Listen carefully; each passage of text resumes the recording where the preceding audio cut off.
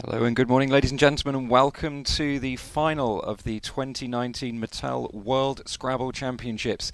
Pitting two of the very, very best in the world. Nigel Richards on your left, originally from New Zealand, currently residing in Malaysia, with David Eldar on your right, Australian, currently residing in London.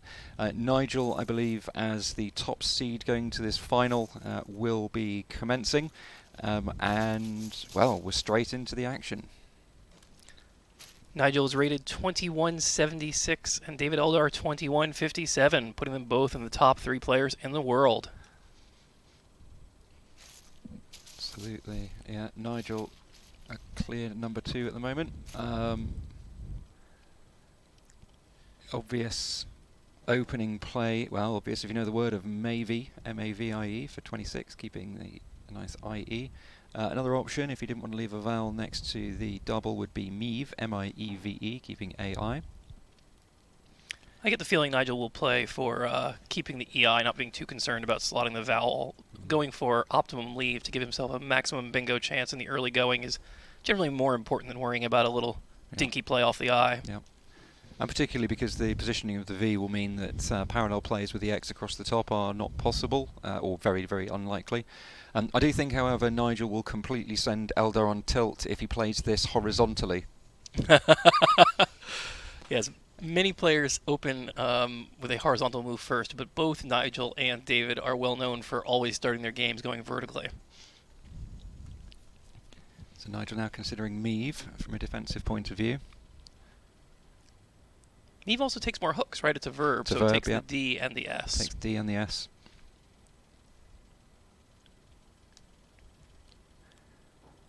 Yeah, he's choosing the slightly more defensive option. I wonder if it's really a case of being defense or actually angling more for an open board, because the degree to which the V blocks means that hooks off the E are likely to stay open for a while for vertical bingos going down, not to mention the D and S hooks on it.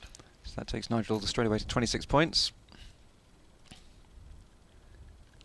Eldar in the meantime with a bit of a clunky rack.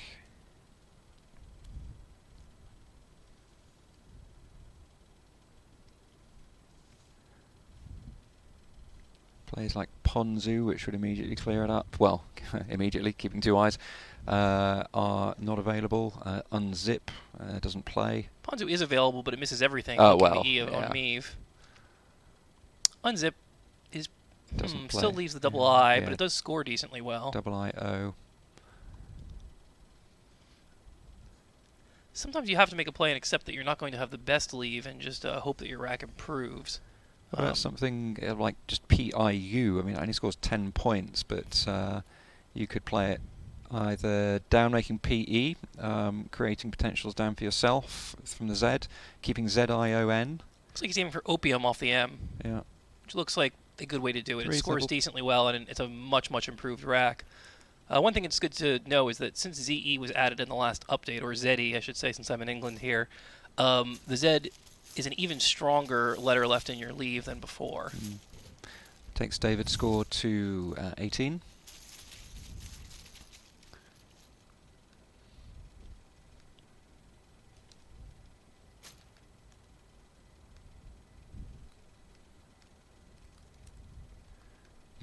Wall. What is it good for? Absolutely not scoring.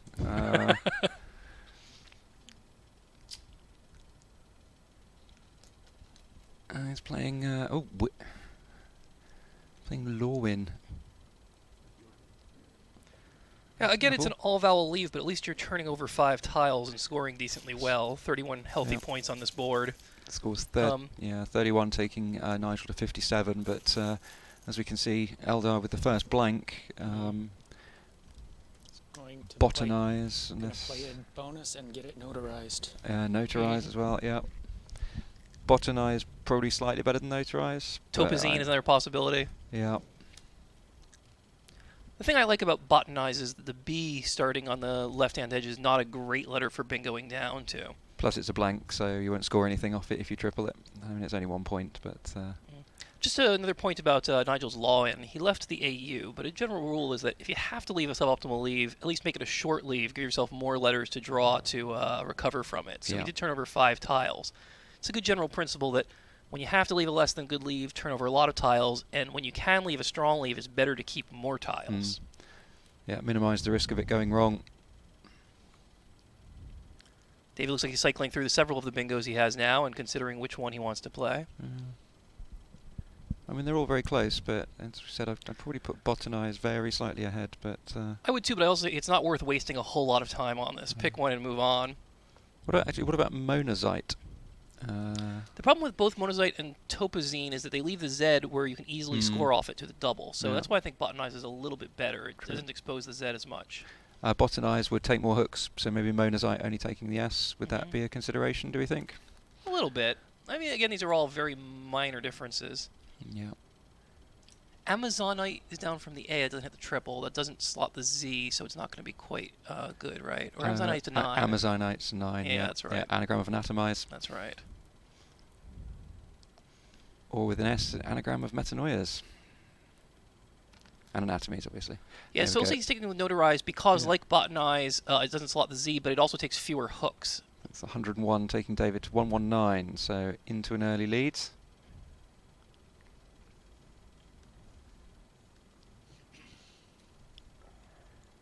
That are tantalisingly not quite open enough for Outheard or Authored.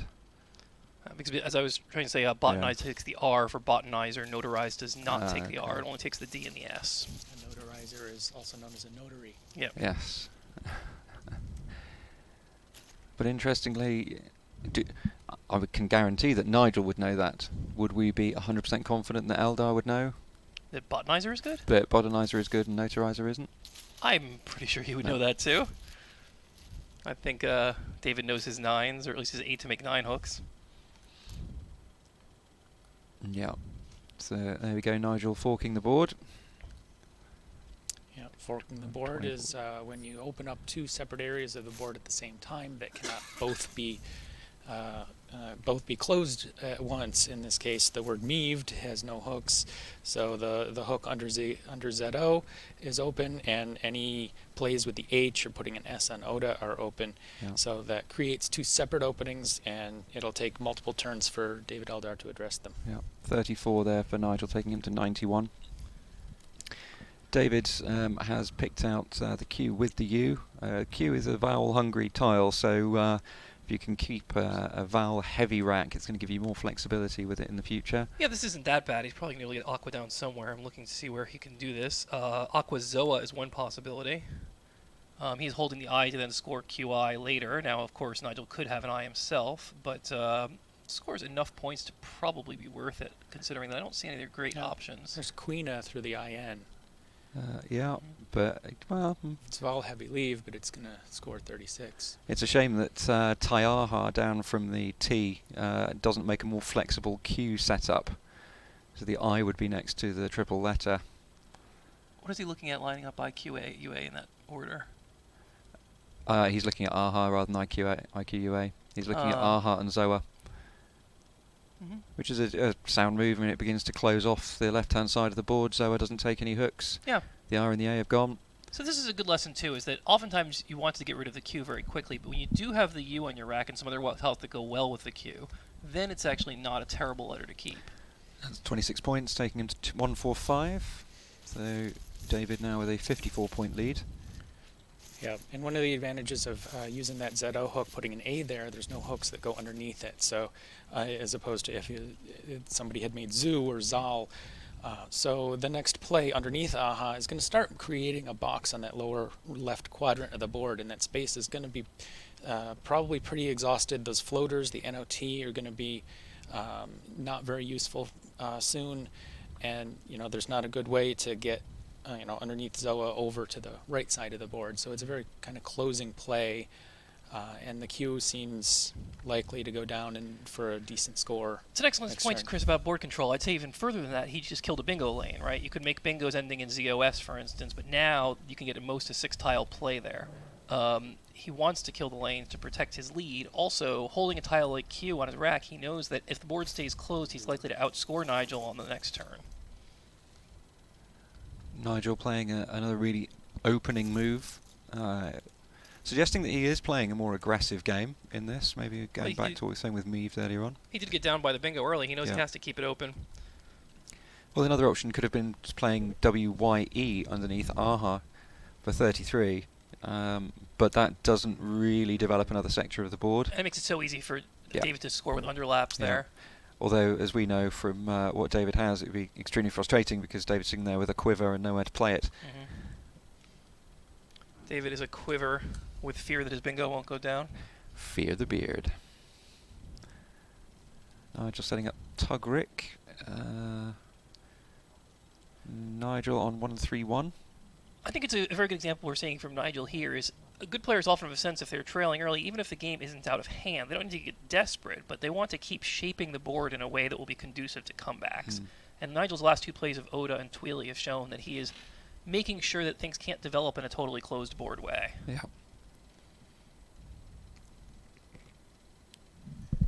And if you compare that with, say, his game with Emad yesterday, where Nigel got the first bingo down and got an early lead in the last match of the quarterfinal. Nigel developed the board in a way that it turned closed, and then later in the game, Emad had a bunch of really nice racks with bonuses that didn't play anywhere entirely by Nigel's design. So, being able to adjust and play more a closed way or a more open way based on the situation is something that every great player needs to know. David was considering Quina, is Yeah, going to I play think it. that's the clearly best play, 36 points. So keep in mind he was holding those exact letters QUA when he played Aha, so Yes. he knew he had this as a backup if nothing else better developed. Takes David to 1-8-1. Yeah, and also this takes out the 9-timer with the T. Yeah. When you're blocking something like a 9-timer through a T, it's often not necessary to actually use that T in your play.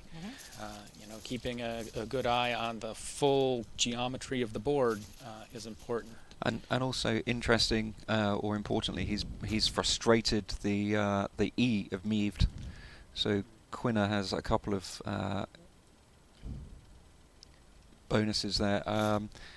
Okay, so Tugrick from Nigel there. The move he had set up. Yep. 35 takes him to 166. He's only 15 points away. Devering would be good through the E, which no longer fits because of Quina. Yeah, obviously Verbing doesn't play.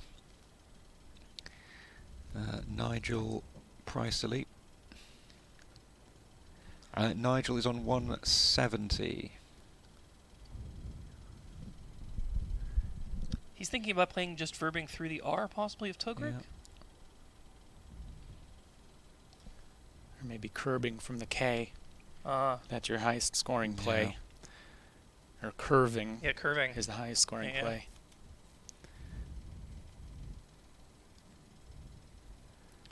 So Nigel has Pricely on his rack? He has Pricely on his rack, which does make Chirpily, which curbing would block.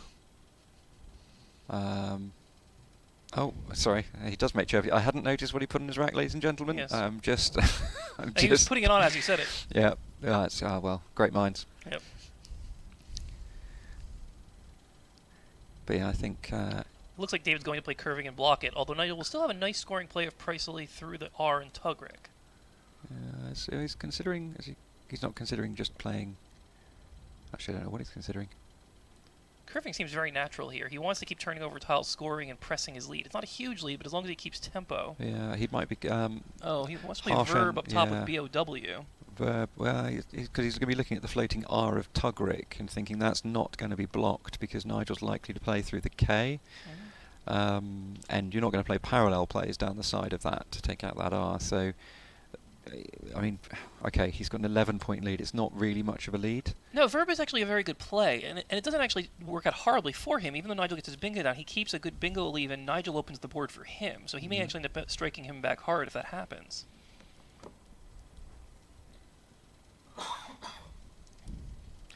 I think he's also considering curbing because he might want to save the V for blocking value later. It's tough, though. I'd say it's a little early to be doing that. I would probably just go for curving. But I do think that Verb up top is a very reasonable alternative.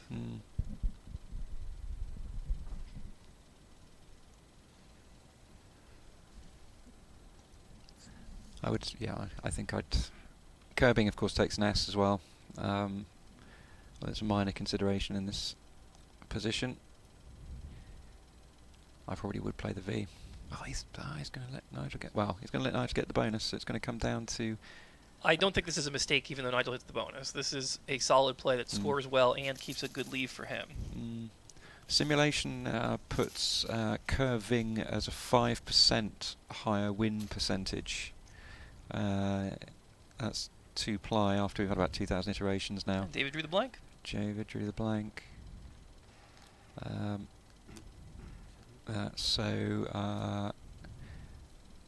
David currently on 207. Nigel plays chirpily. That's a great play. I would not have known that was good. 72. Yeah, takes them to 242.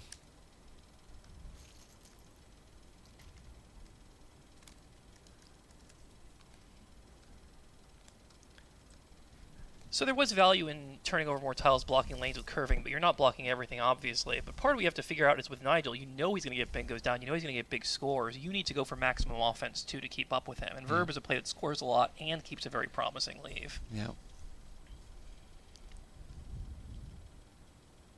So he's a briefing through the eye is one I see. Briefing through the eye, yeah. Anything else here?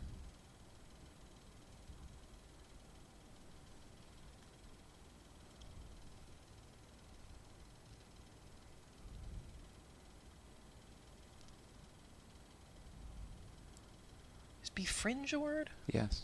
That works through the R in Tugrick. Befinger. Yeah.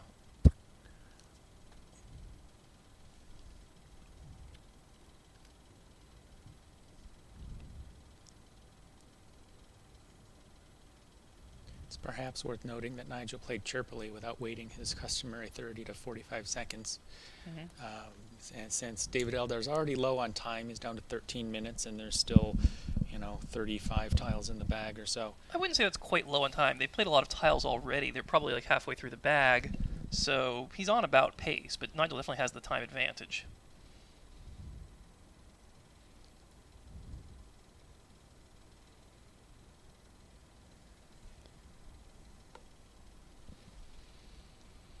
Also notice that the two plays that David has spent the most time on are plays where he has a blank and multiple bingos. And he's thinking about really optimizing it, not in terms of just scoring, but also shaping the board the way he wants to with the bingo he makes. So, like, Befringe, I think, is a good play. It may end up being the play he makes, but it does have the downside of putting the E right in the middle next to the double word, or triple word and double letter. You want to consider which big tiles are still left in the pool to hit that spot. Yeah, it's just the J. And any subsequent play is likely to either come down from there or across the Y. I mean, I don't think you're adding a huge number of points by dangling that E. For me, the real benefit of Befringe is you're taking out the N, you're closing down the left-hand side of the board. Briefing. So briefing doesn't expose vowels in bad places. It's very good in terms of putting consonants next to the colored bonus squares. Yeah. But it does have the issue that it leaves the ing open on the right-hand side for more open lines there. It's going to be harder to close the board down after that. Sim gives Befringe the edge by about 4% of a win over briefing. Probably because of, definitely because of the board control.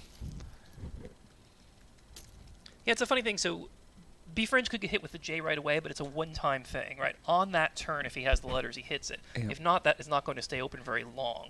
Whereas the lines on the right, because there's enough else going on the board, they may actually stay open for a little bit longer and allow bingo shots for multiple turns. David up to 283 now. Nigel sitting there with a homeless demoded. Yeah, this is one of those racks that when the word fits, it's great, but otherwise it actually is very inflexible because of all the repeat letters. Well, Dodgem is the perfect move actually here. Block clears up, actually sets up a place to play words ending in ED down the side, scores a lot.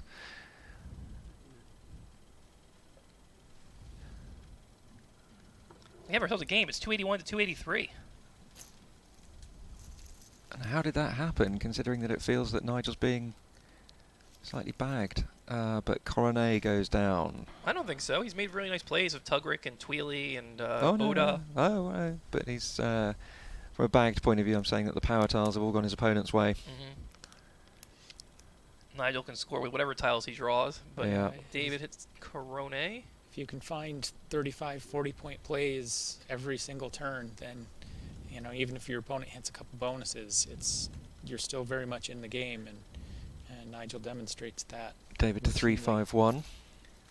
I had a game against Nigel earlier in this tournament where I found just about the ideal play on each turn. I felt like I was scoring really well, and I lost by nearly 200. Endorsed is a word, right? But Yeah. there's no D to play through. Yeah. It's 15 in the bag. This one's gone pretty quickly. Yeah. Gallnuts, Nutgalls. Nutgalls doesn't quite fit because of the B in briefing. Yeah. So Nigel's going to be thinking, how do I... So if we look at the board dynamic now, the right-hand side of the board is pretty dead. The only action for Nigel is going to come in the form of something on the left, but we fully expect that the next move from Eldar is going to kill all of the activity over there. So Nigel needs to be creating some sort of dynamic opportunity. Keep in mind the J and the X are still out there. Yep. You have possibilities like Jinx. Jane, for instance, to the right-hand side, Jinx, even just an XU play on the right-hand side, and that could end up affecting the game. Possibly more in David's favor because it wouldn't be enough to catch Nigel up, but if David just happened to get a lucky draw of one of those two tiles, it could be enough to put Nigel away. Nigel does have a pretty sweet little dink of just Sev in the top left-hand corner for 29.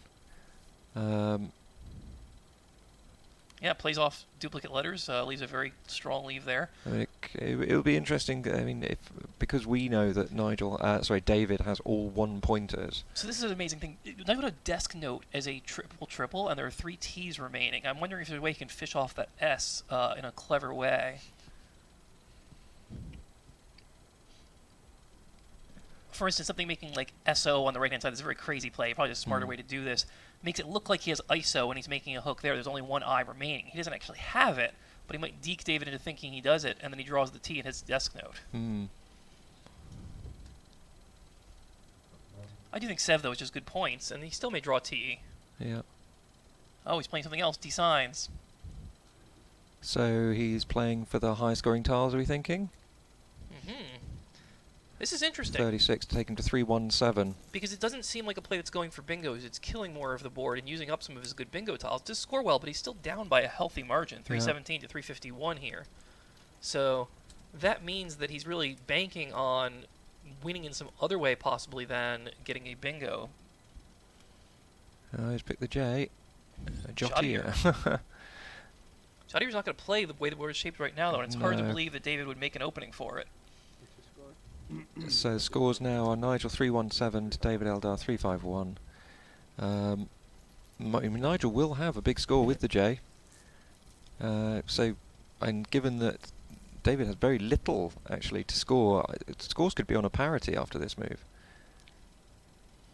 Yeah, one thing perhaps Nigel was banking on there was by taking that spot away. He was creating a board where there's not that many scoring opportunities left with the remaining pool except for the J and X. Yep. And if he beats David to the J and X, he can outscore him here, while David can't really do that much. Yep. And I think for all of Nigel's amazing word knowledge, his real strength where he comes into his own is his strategic play on closed boards.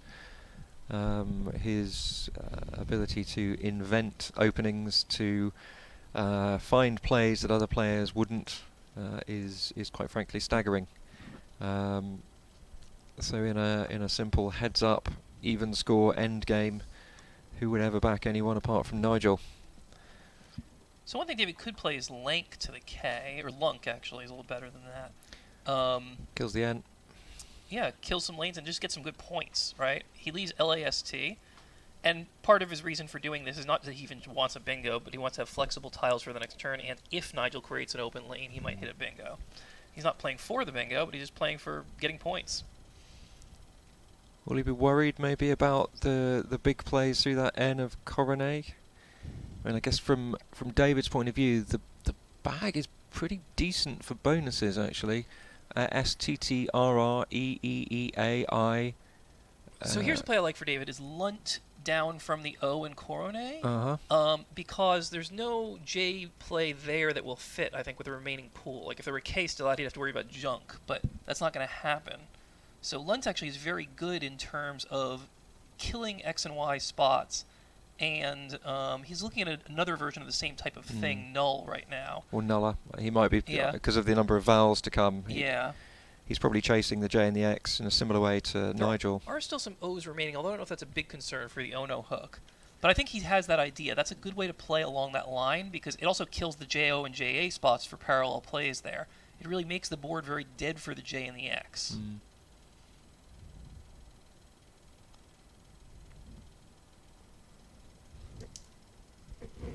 Yeah, there's 1, 2, 3, 4, 5, 6 of 16 unseen tiles are vowels. I don't know that I would want to play null. I would probably want to keep the A there if he plays null, given the balance remaining. It also may have to do with not just balance, but in terms of tile count, how many tiles he wants to leave left in the bag. Well, there are 9 in the bag.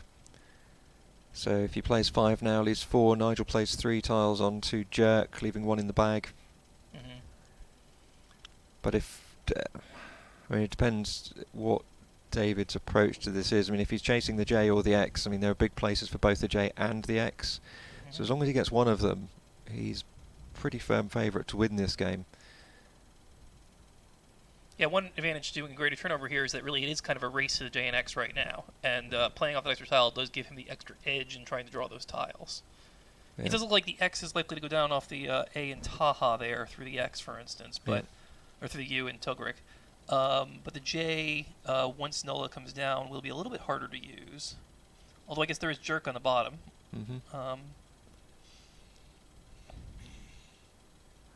So David now coming into 7 minutes of time left on his rack. Nigel playing very quickly, 16 minutes 42. Now David considering Lun instead. I think really this is a position where I would turn over as many tiles as possible. Similar to the end of the David Eldar against Dave Wiegand game, where David was just turning over tiles to, well, both of them were turning over tiles to race for the blank. There is an advantage to holding Sav for the top left corner, though, but he does play for turnover with Nola. That's 18 points, taking David to 369. And let's see, is Nigel going to play jerk? It's hard to imagine what else could be better than that here. Actually, so it's 19 points, taking David to 370. And David on his very last tile drawn got that X. Yeah, David will be very happy to see that. He's also now got Fung, F-U-N-G through the UN. He's got F-A-U-X through the U in Tugrik. Looks like a big play.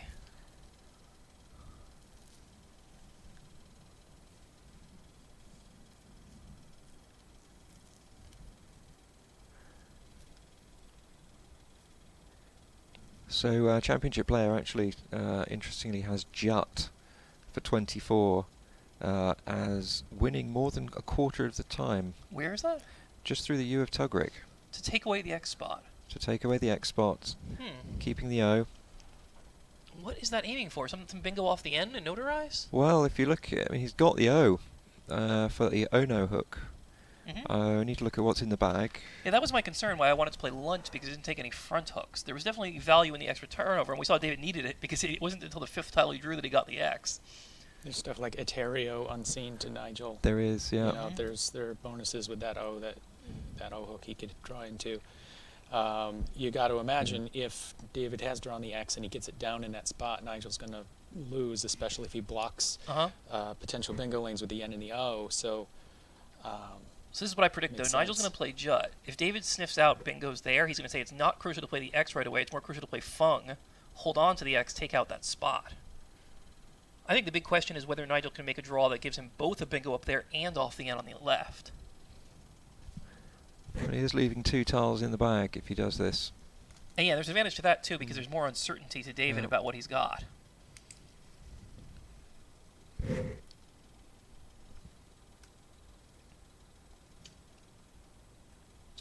And either way, this has been a really interesting and cracking game to start off this final.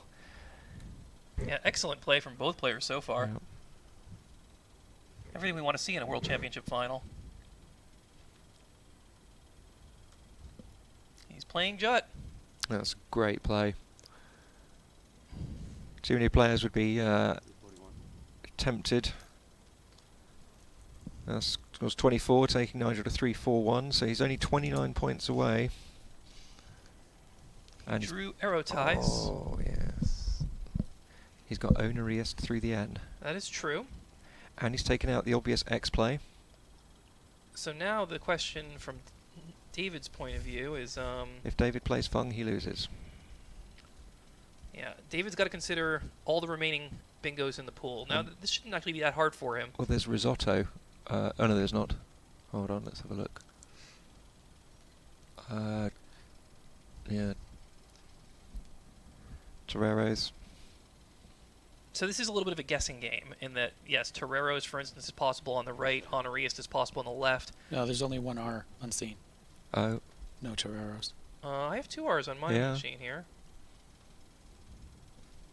I have one on David's. Oh, he doesn't have No, one on his rack. there is. So from David's point of view, from David's point of view, he's forked.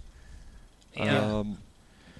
So he may just have to take a guess here. He may look at, is there a way I can score enough to outrun Nigel with my F and X and all that, so that I will outlast a bingo. I don't think he can do that here, though, because he took away the big FAUX spot. Yeah. There's FAIX at the bottom. That does score decently well and takes out the Honoriest spot. Which would win in this situation. Yes. And he may have to just reason that I have to do this and hope he doesn't have something on the top. But it is a bit of a guessing game. And I do think this, I'm not saying David did the wrong thing with Nulla. There was great value in turning over 5 tiles, but it does illustrate the downside of that, in that it created a lane there while the other lane was still open. He can't close both at once. Whereas, for instance, play like Lunt would have put Elo there instead of Eno, which doesn't take any front hooks. Yeah, FAIX is simming 8% better win rate than the second choice, which is just gun at L8. So FAIX, the definite favourite here. So I guess the point of a play like Gun is that when Nigel bingos, he still has a tile left and he can score on the next turn.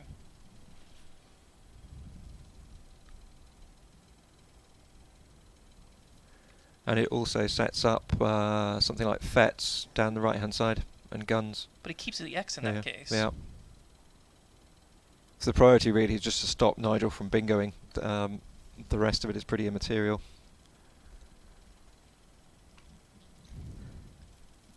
In which case FAIX, which David looks like he's about to play.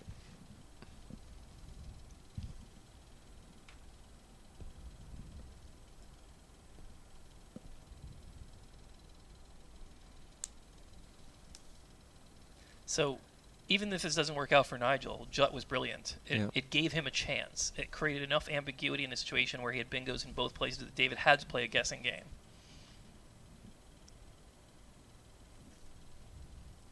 Yeah, even if you can't make a play that guarantees a win, the best you can do is give your opponent a chance to make a mistake or have to make a guess and make the wrong guess. You know, there's something to be said for making your opponent's game more difficult. And, you know, that's what a play like Jut does.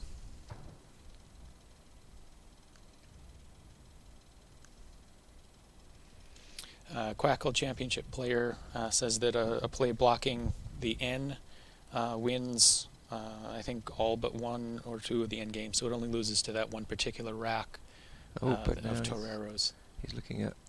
Is he looking at Fung? You can see David's hands shaking here. Yeah, he's not sure what he's looking at. If he plays Gun, he will win. I think. After Gun, Honoriest and Fest? Is that what you're talking about? I think so.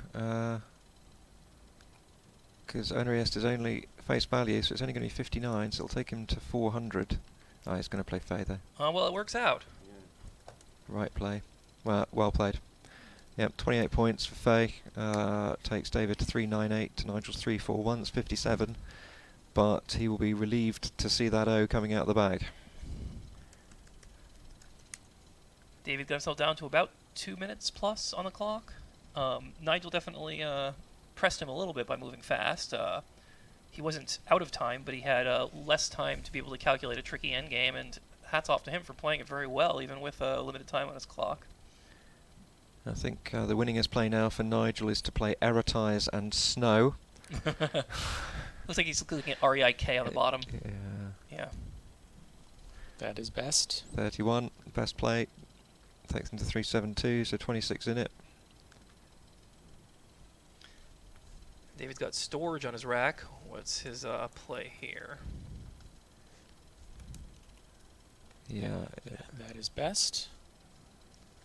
Rigs. 32 takes him to 430. Although there is a really fun play of Geo Coronae available. Nice. Uh, That gets style points. But yeah, we had a pretty close to ideally played game here on both sides. Yeah, absolutely. But I think if we go back to the Befringe situation, the board control that would have come out of Befringe, that N would no longer be floating. Toges through the G. Toges through the is G, probably yeah. his best play here, I'm guessing. Yeah. But and this is something I was having a conversation about with a few people last night. Often people say, what would Nigel do in this situation? But that's always going to be a fake question, because Nigel wouldn't get into the situation. Control of the board starts from move 1.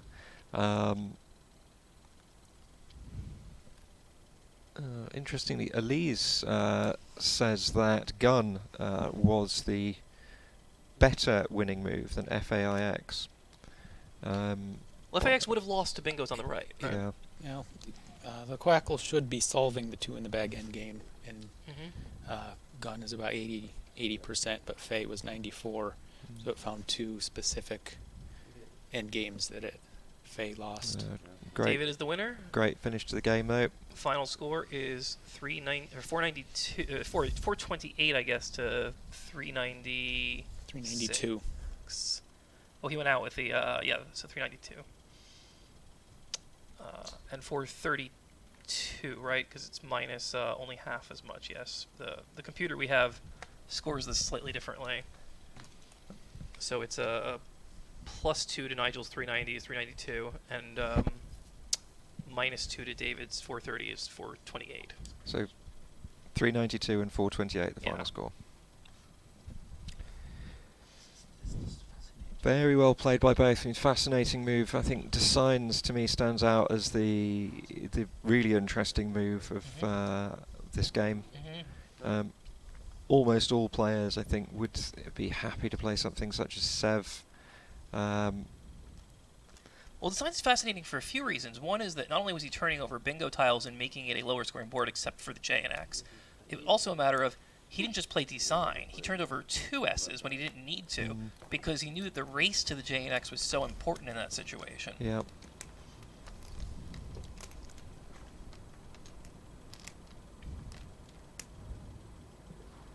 Because he would have analysed the hot spots on the board. As we said, the X through the U of Tugrick. The J onto the K of Tugrick.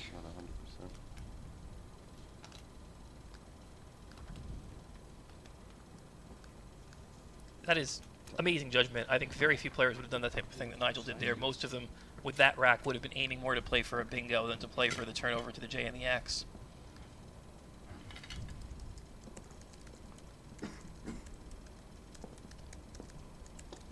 So the players will take a short break now and resume for the second round of the action. This is a best of 5 series, and I believe the plan is to play 3 games followed by a lunch break. 2 games followed by a lunch break, and then 1, 2, or 3 games afterwards, depending on the outcome of those games.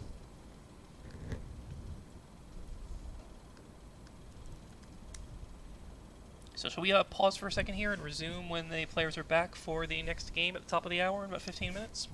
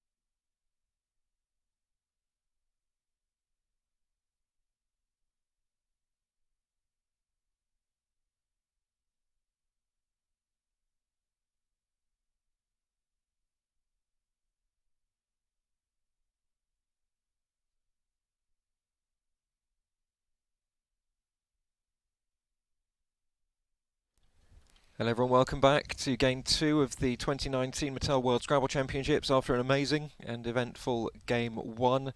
Very high level of play by both players.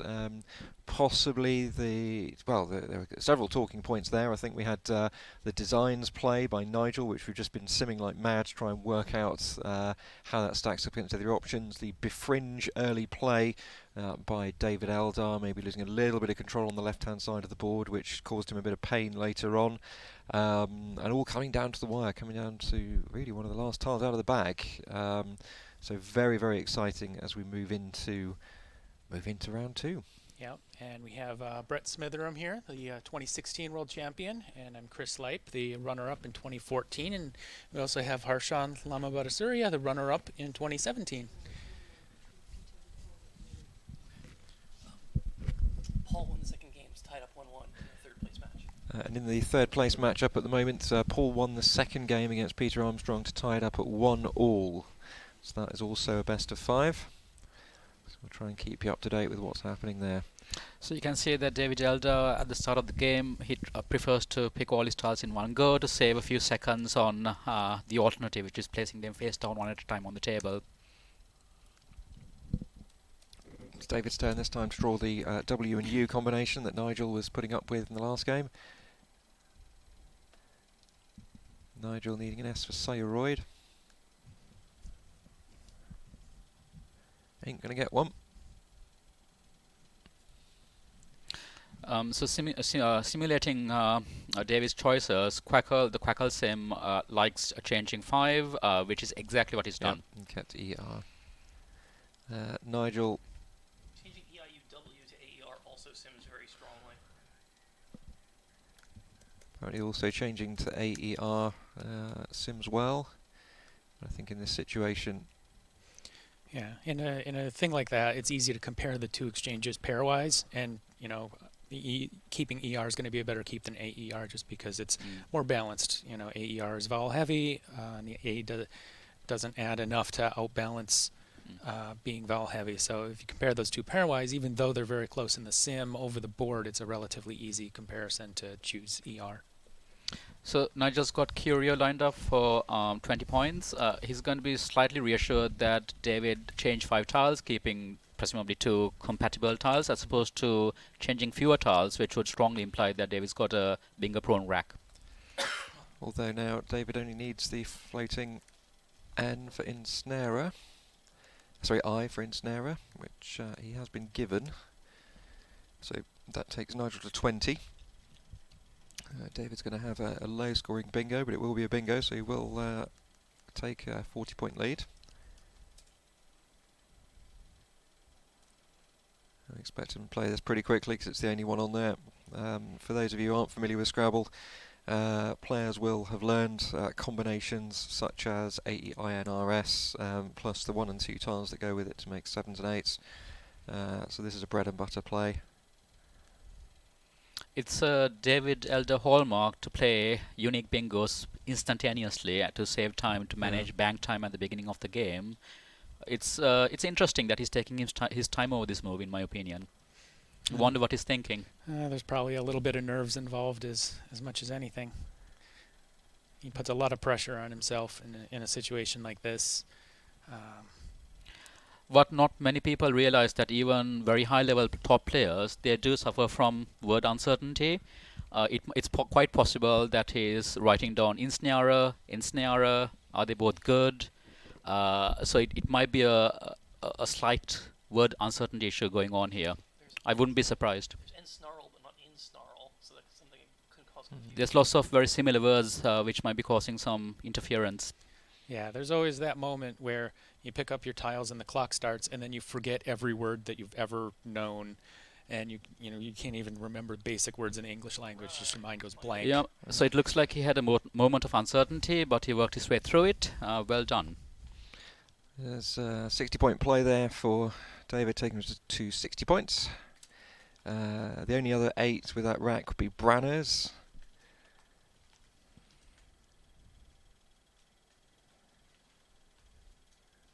Nigel, pretty higher score, something like Yer did, I would imagine, through the R. Yeah, Nigel had his tiles lined up to play midday first, so the A. Nigel's got a choice of playing Yerder through the R of Insnara for 33 points, or he could play slightly shorter for a better leave with just Yerd. He's decided to go for the points. 33 for that, taking Nigel to 53. Sim favors Yerded. And the sim is favouring Yerded. But obviously Yerded also sets up his M on that triple letter score. It does, of course, set up the... Well, it sets up the K as well, actually, looking at it.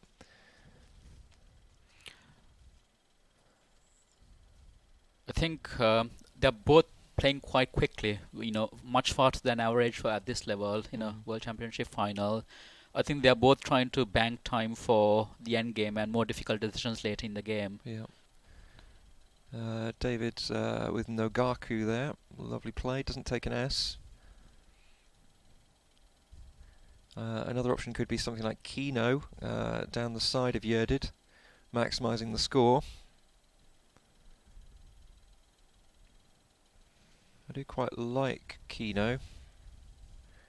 Kino's winning the sim at the moment. It certainly scores the most. 47, I think. Yep. 47. He's seen it. He's got it lined up on his rack. So, going back to what we were saying in the last game, if you're going to keep a relatively clunky selection of tiles, and in this case the G and the U, you might as well turn over more tiles, give yourself a chance at drawing your way out of it.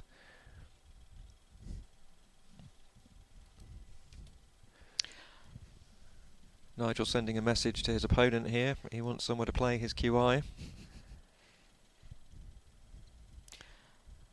So in terms of sim results, I mean, Kino scores the most on this board. The leave GAU is not the best leave, but it's an okay leave, and it takes out by far the biggest hotspot on the board. So I think it does a lot of good things. He's playing Nogaku though. It's about 7 points behind Kino. 33 points. OKE is only about 3 points or less behind Kino. Nogaku does set up a big scoring play down the right-hand side, which is probably needlessly risky, and Nigel is going to capitalise on it with Mime, I would imagine. Yeah. So one of the problems in Nogaku is it's going to increase the average opponent's score on the next go significantly. Yeah. And it scores less than Kino. Yeah, absolutely. And when you've got a kind of lead that David would have had, he would have had a 50-plus point lead if he played Kino. Now he's going to be behind. So Nogaku took David to 93. However, with Mime, 6, 9, 10, 50. I think takes Nigel to 103. This is a really nice illustration. When you have a bingo lead, most people worry about your opponents catching up by playing a bingo against you.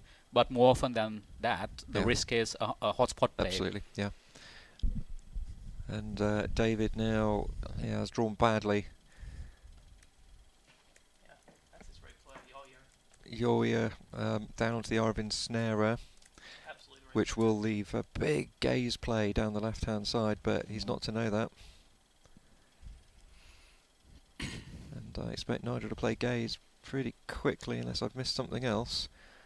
So 24 for Yoria, is that right? No. Yes, 24 for Yoria, taking David to 117, but another 50-point play about to come from Nigel.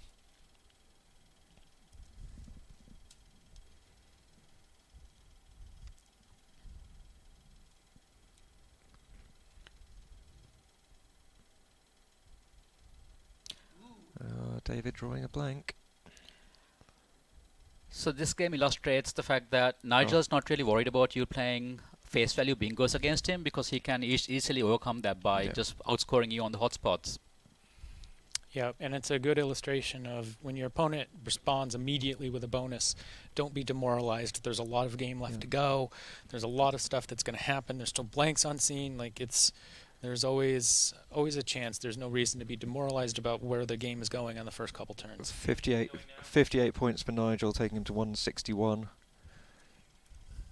But as we can see, Eldar is going to play something. He's got a choice of bingos here. One of them is clearly better than the others, though. Yeah, I think Pinafore through the R of Curio, everything seems to hit the right spots.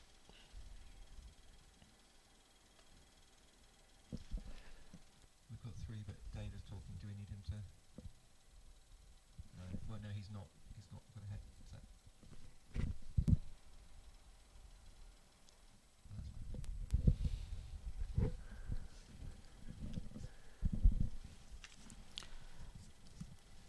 So David's got a choice of Pinafore through the hour of Curio, or he can play Epifauna at 5c with the blank as two different tiles. Um, I mean, positionally, any thoughts on position, guys? Is anyone better than the other? I mean, the Pinafore scores 4 points more. Is it worth giving up 4 points? Epifauna would be comically fun. It stops short of the double It's got word. a couple of interesting back hooks. It can take an L, an E, an S. So yeah, Nigel could have a good field day playing epifaunal and through the N downward or something. So David Alder should not do that. So this should not be a difficult decision for him. No. I think he's spending some time making sure he's just not missing a better bingo. It can be quite hard spotting all the bingos with the blank on your rack, especially with multiple floaters. So I think he's working his way through all the permutations just to make sure he's not missing something better than Pinafore. That's what he's doing right now. Yeah, Absolutely. and with the IN on the rack and the G that's just been put up in the triple lane, you want to. That's where you immediately want to look to play, but there actually is no word that fits up there, using all of his letters. So, looking at how David Eldar's managed his time in this game so far, some moves, he took some time over Insnara because I don't think he was 100% sure of it. He played Yawir more or less instantly and accurately, but he's got a blank on his rack now, and he's taking his time. And that can be helpful to his opponent because Nigel's probably worked out that he's got a blank on his rack. Either he's got a blank on his rack or he's got a really clunky, difficult rack, one or the other. Yeah. Yep. So David Eldar with the HMS Bingo. Yes, indeed. He's had a FAP with the first blank, plus INE. So on this occasion, that inference is not going to help Nigel because, well, the blanks got played as opposed to being carried. 78 there for David Alder, taking him to 195. So he has 34-point lead over Nigel. Nigel with several places to offload that Q. Right, it's held back a little bit by that W, but well, when you got the Q, you got to get rid. He doesn't just. I think some players are very afraid of the Q, so they often get blinded if they have it on their rack. So they try to get rid of it and miss superior plays. So Nigel will hold on to the Q if he has better plays. It sounds obvious, but a lot of players overlook it. But in this case, he probably plays the right thing. I think right, also with a floater, with the position down from the O of Curio.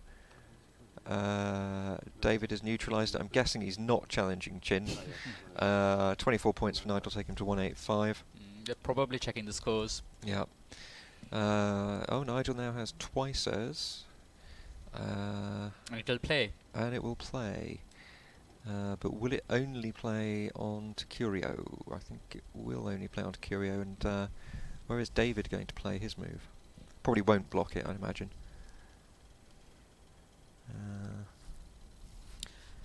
So just to say that Nigel's been out being good 2-0, but he's pretty much evens, and that's the value of consistent scoring. Yeah, and the turns where Nigel had mime and gaze for big scores, keeping the Q just illustrates the value of not being blinded by having the Q on your rack and having the urge to offload it. Yeah. This is a very Nigel Richards style of Scrabble, consistent scoring with clunky tiles, always setting up the next score with the previous choice. I think, not that I like to talk about myself too much, but in my very first tournament I won it, but I hadn't really studied the sevens, but what I had done was studied and pretty much mastered the fours and the fives, and it meant that while I was consistently out-bonused by my opponents, I was scoring 35, 40, virtually every move, and getting the odd bonus along the way. So consistency of scoring is significantly more important than the odd massive score. I think the thing is, though, that there is an adrenaline rush in playing a bonus that some people get. But the game isn't about the adrenaline rush, it's about winning at the end.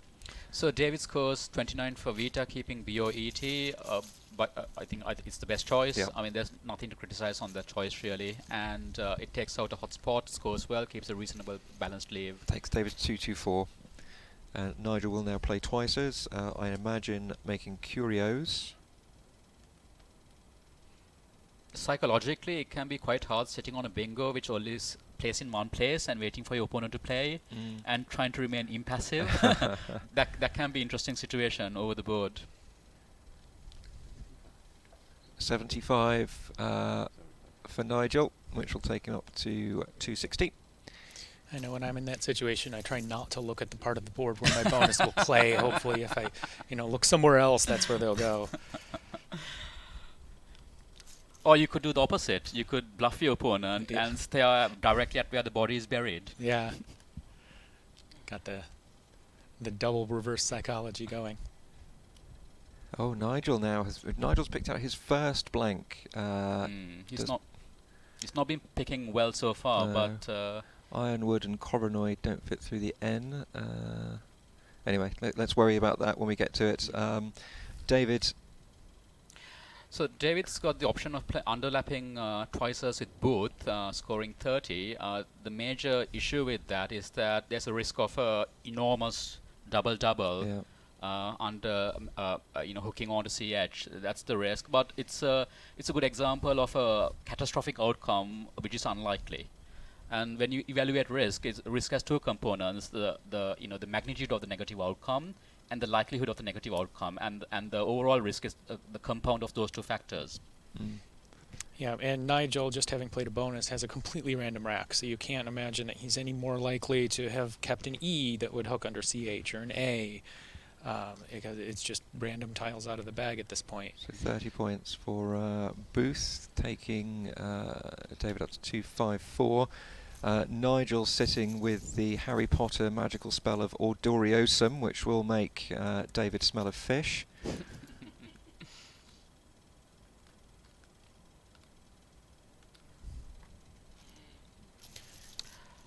It does not look like Nigel's got any playable bingos in this position. Yeah, there's no really whiz-bang play for him, just a bunch of different smaller plays. He's got a beautiful play, though, of Pinafore and Oddso, which would, well,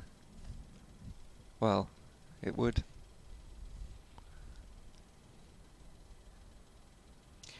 So when you're in this kind of situation, scores are level, you can play this one of two ways. Either you can keep the... really nice play. Very nice.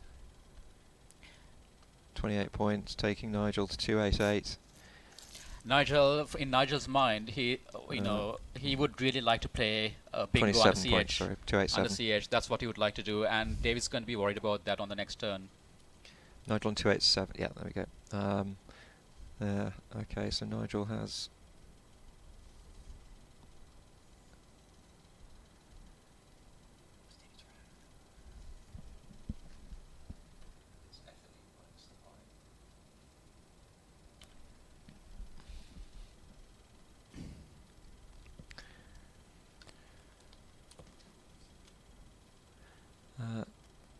David playing Bethel, best score, best keep, 36, takes him to 290, a 3-point lead. Nigel had lined up air flows off of the A.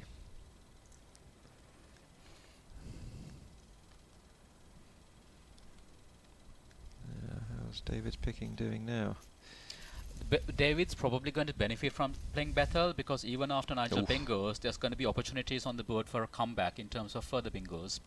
And that's the advantage of playing open when the scores are level, as opposed to playing closed. Your opponent bingos, the board is dead, and it's really hard for you to mount a comeback in that situation. Nigel considering trefoils now, so we're talking in the last game about board control. Look at what trefoils will do to the board versus airflows. It kills the CH, it kills the T, it kills the H. Plays down from the S of trefoils. One play through any tiles that are brought down from the S will completely kill the board. The only opening really on this board then will be onto the G of gaze, with no eyes unseen from Nigel's point of view. So pretty... I think what this is a really nice illustration of a principle. When you play 7 tiles for a bingo, it changes the board a lot. So apart from scoring a lot, bingos, they can be powerful defensive weapons actually. And often Nigel will play a lower scoring bingo to change the board in a way that he likes. Yep. Nigel's actually pretty well known. One of the things he does, he'll give up more points for those considerations than I think most players will. He's thinking about plays. So it looks like Nigel's thinking of turning down the bingo and playing plays through the AY of Gaze and Yovier. It's so you can see what he's doing. He's spending quite a lot of time on this rack, and David Elder said something very interesting to me yesterday. He said if Nigel takes more than 2 minutes on a move, he's got the blank on his rack.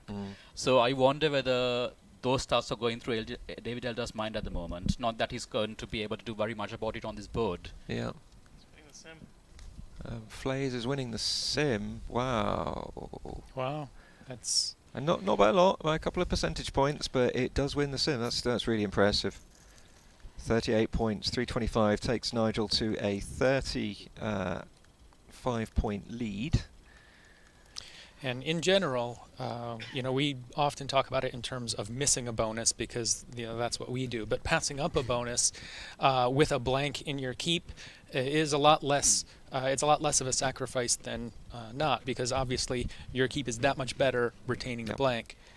This is something that, again, is one of Nigel's trademarks. He frequently turns down blank bingos. If he can score decently, keeping the bank in hand, he often turns down a blank bingo. It's one of his trademarks. Oh, a blingo. I like A that. blingo. That's what he just, blank bingo. Yes, absolutely. I'm going to adopt that. He's turned down his blingo. He's turned down his blingo.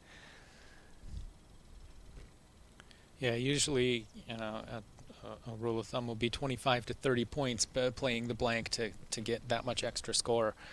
In this case, Nigel gave up, 45 points. Yeah. But that's the baseline kind of equity, and then you have to fine-tune that with the board and the bag, what's left in the bag. And he's made a judgment that it's worth more than that on this board with this bag. Mm-hmm. Yeah, it was 35 points. 34. So. So I think it's quite likely that David's inferred that Nigel's sitting on a blank. He scored decently, taken out the high scoring file really for a bingo. He must be really worried right now. He must be very, very concerned. 24 for Orla, taking David up to 314. And the other thing of playing Ola instead of Awa, putting the A in that position, you can infer that Nigel's not keeping any large consonants in his leave. If you infer that he has the blank, he's passed up a blank bingo based on the amount of time that he's taken, then he probably has good stuff, 1-point tiles perhaps to go with it. So creating an opening for a high point tile like that in that situation might be good to get a good score back after Nigel plays his bonus. Yep. Now, what's happened to Nigel this turn is a nice illustration of the way this strategy can go wrong. Bonuses are very binary. Either you hit the bonus or you don't hit the bonus. And if you're sitting on a rack of single point tiles, if you don't hit the bonus, then your scoring opportunities are fairly limited, and you have to double down on your strategy. And that's the way it can go wrong if you turn down a bingo. He's playing Turbo. Yeah, a Boyle from the A is the highest scoring play, but like Harshan said before, any play that's going to go down to the triple is going to split the board in half, and it's pretty quickly going to be not room to play 7 tiles in a row in that half of the board. Yep. And after Flays, there's a good line to play 7 tiles along the triple, ending in a vowel, but that's only going to be there for a turn or two also.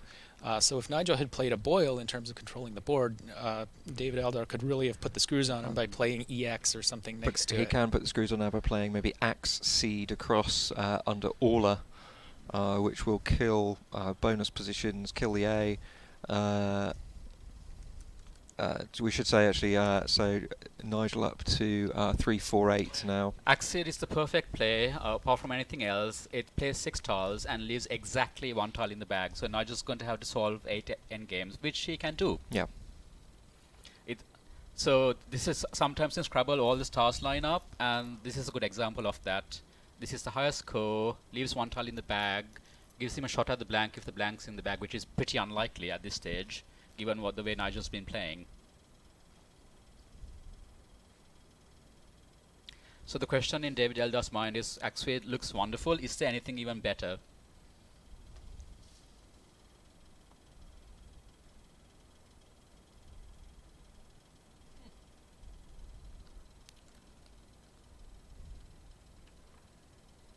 The other consideration in this situation is that this is going to be a tight end game, and David's got 10 minutes on his clock. He's going to want to have a decent amount of time left to outscore Nigel in the end game. It's going to be a hard ask. He could be. Well, he looks like he's considering EX and EEW here. Going for a bingo instead. Yeah. Maybe on the assumption that Nigel is going to bingo, so therefore I want to have one back. So after Axid, it scores 63 points. The scores are going to be 77 to David Eldar, 348 to Nigel Richards, one tile in the bag. So that's going to be, he's going to be, 29 points up? Yeah. With one tile in the bag after Axid. 63 for Axie takes David to 377. So it's a 29-point lead. This is a fascinating situation. Absolutely fascinating. And there's one tile in the bag, and Nigel's rack, it has the blank, but it's not good. 5% winning move. But there is a 75% winning move apparently, which is Axial down from the AX. David picking badly. Yeah, that's that could be a killer. So from our point of view, we know that there's an O in the bag. Yeah, there's an O in the bag. So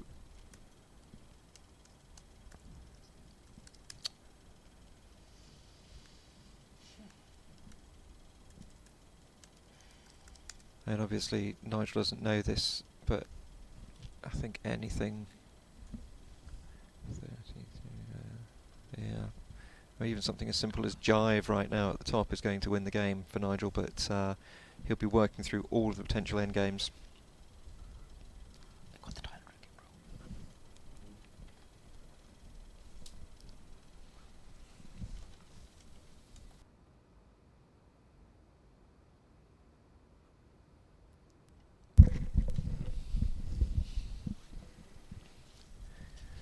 It's interesting here that Axial is showing as a very high win, but it seems counterintuitive to play off your vowels, keeping J, V, R.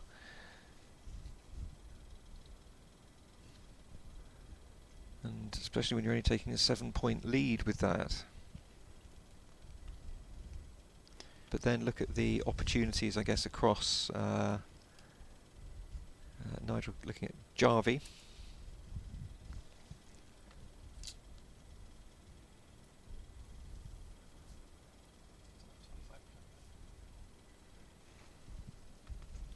Yeah, I think the advantage of Axial is that you score a lot of points and you retain the J in the blank to score points next turn. It keeps Jive into the E of Axeed alive. You'll at least be able to play the J. You'll have something like Java through the A of Axial.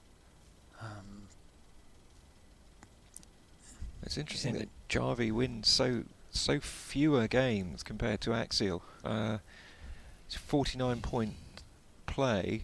Only wins 25% of the time. I mean, in this situation, I think it would win. Yeah. So I talked to Nigel about how he kind of deals with this kind of situation, and as I said before, he's capable of solving a separate endgames within a very short period of time. And if he needs to, if there's 2 in the bag, he's capable of solving 72 endgames as well, if he has to. Although often in that situation it's less than 72 because of duplicate tiles in the bag.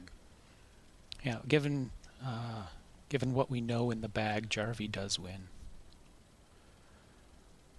I guess the worry with a play such as Jarvie is that your opponent has Axone. You pick out an N. Actually, you would have a play, but then that's not going to score enough.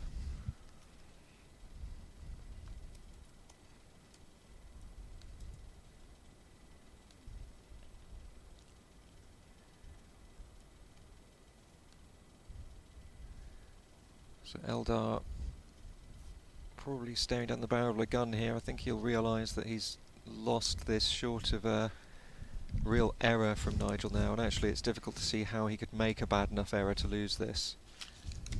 It does sound ridiculous to say, how could Nigel make a bad enough error to lose this?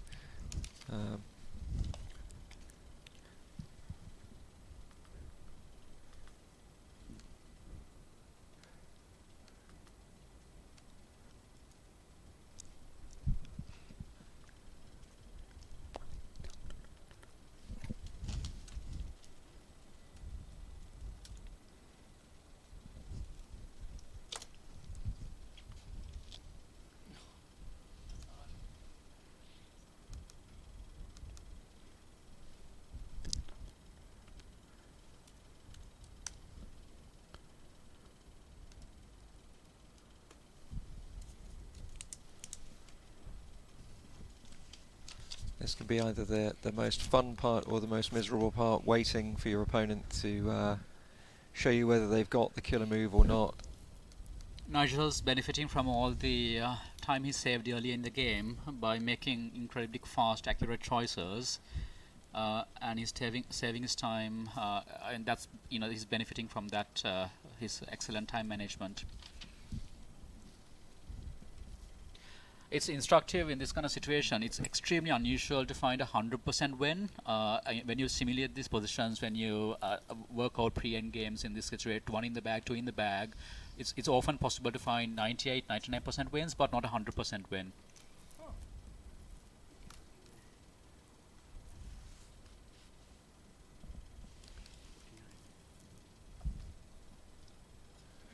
Yeah.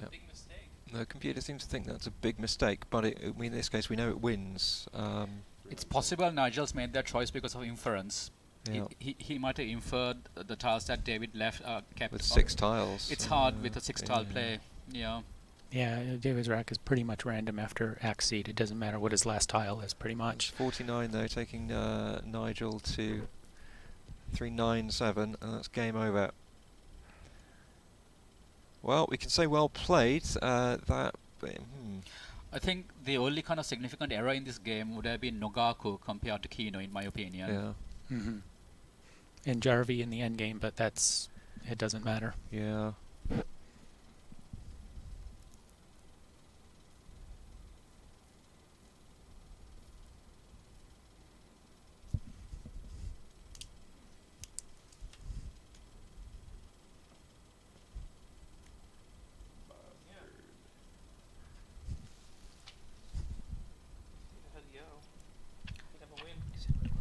Yeah, if David had the O, then Axone would win.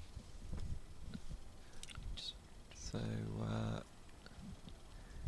but although Nigel has probably squeaked this one on a little bit of luck, he's not had a blank bingo in this match so far. He's 3-1 down. A blingo, you mean? Blingo, yeah, absolutely.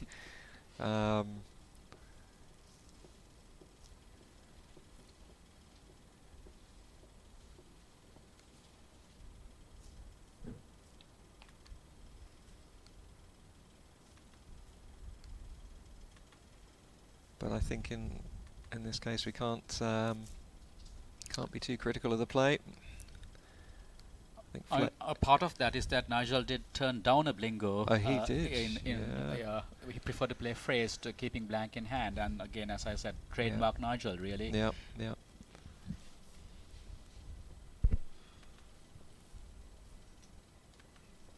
Yeah, Flays was an excellent play that I think not many players would make, but it proved to be the right one. You got 2, yeah.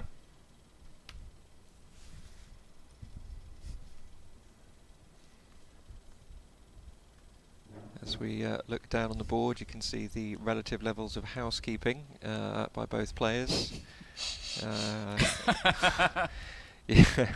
You have an explosion in W.H. Smiths on the bottom end, and then you have Nigel, dark, brooding, the beard to be feared, yet neat and pristine on the top.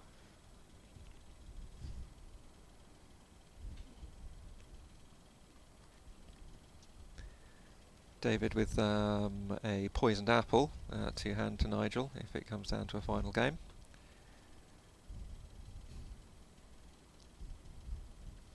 I don't think we can completely trust Quackle with a 2 in a bag pre-end game situation. Sometimes it gets it right and sometimes it does get it wrong. I'm just in the process of running this end game through Elise, and I'll let you know what the results are in a minute. Yeah, we have 2 main programs these days. Quackle is one that lets us do the computer analysis of Scrabble, and Elise is the other one that does analysis. And in many ways, Elise is the more advanced program, though Quackle is the more popular. I believe Elise is Windows only, and most of us Scrabble players seem to have Macs.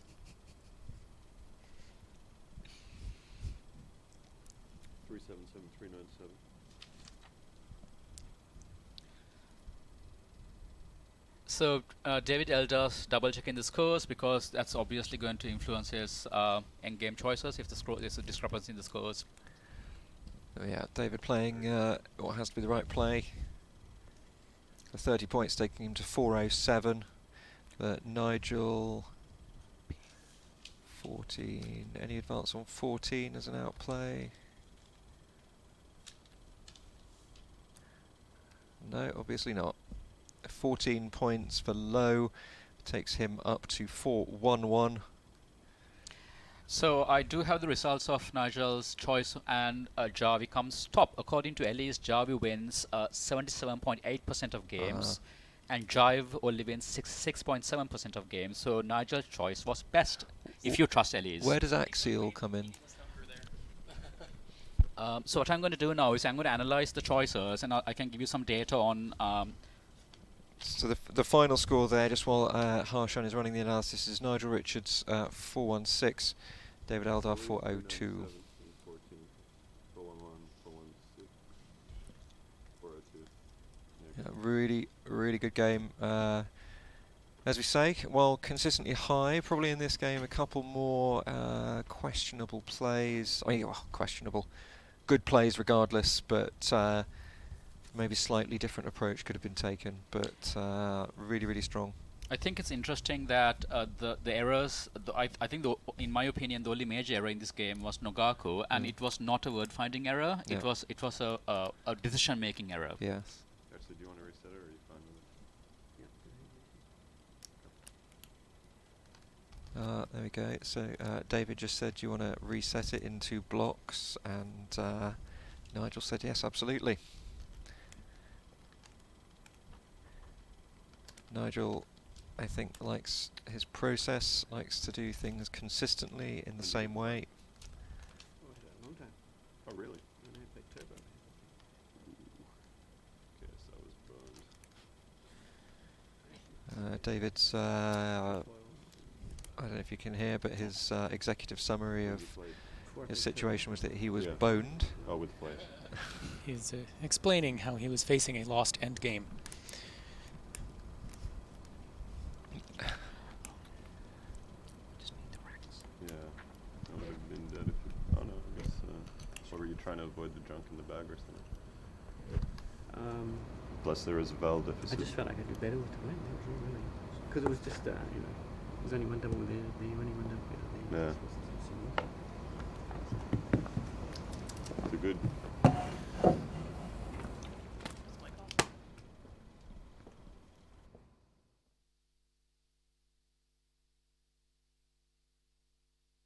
Outro, yeah. Okay, ladies and gentlemen, well, thank you for tuning in for the first two games of the 2019 Mattel World Scrabble Championships. The players are now going away to have some alphabetti spaghetti and to recharge their verbal batteries. We will be back with you in an hour to take up this story where we've left off. A fascinating final, poised at the moment, one game apiece.